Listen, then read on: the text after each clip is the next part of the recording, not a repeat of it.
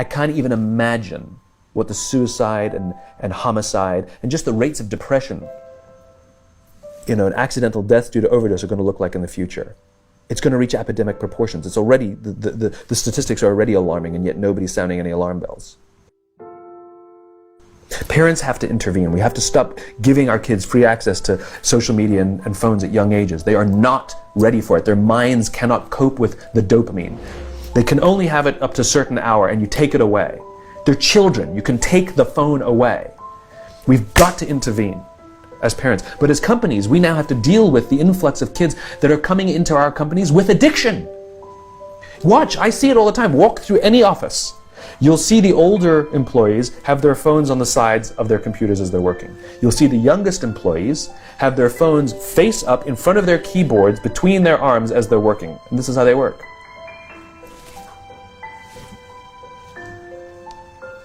And the science is alarming. They did experiments on mice where they did the multitasking. They put flashing lights to mimic going from the computer to the cell phone, the computer to the cell phone to the TV.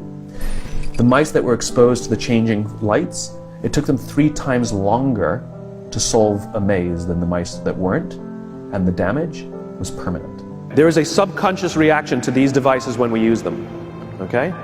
What if I were to hold my phone while I'm talking to you? I'm not checking it, it's not buzzing, it's not beeping, I'm nothing, I'm just holding it. Do you feel at this moment that you are the most important thing to me right now?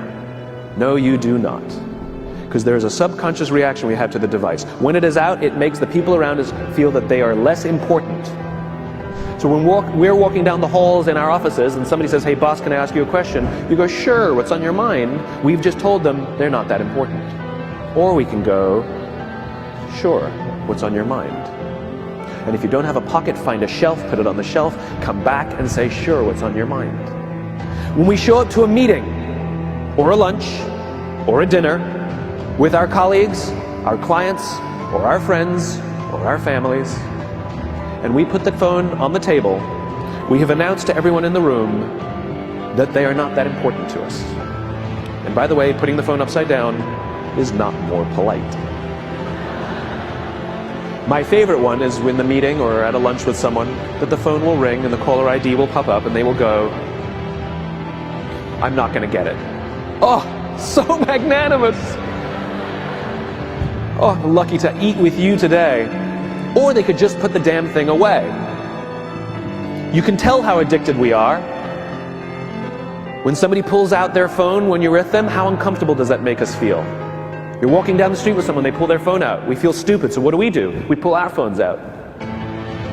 We're so addicted. Somebody goes to the bathroom when we're at dinner, and what do we have to sit there by ourselves? God forbid we should look around the room for 5 minutes. We pull our phones out. Meetings, awful. What do we do when a meeting happens, right? Everybody's sitting waiting for the meeting to start. Bob's running a few minutes late. Bob's here? Okay, start the meeting. Do you know when relationships are built? All that in between time.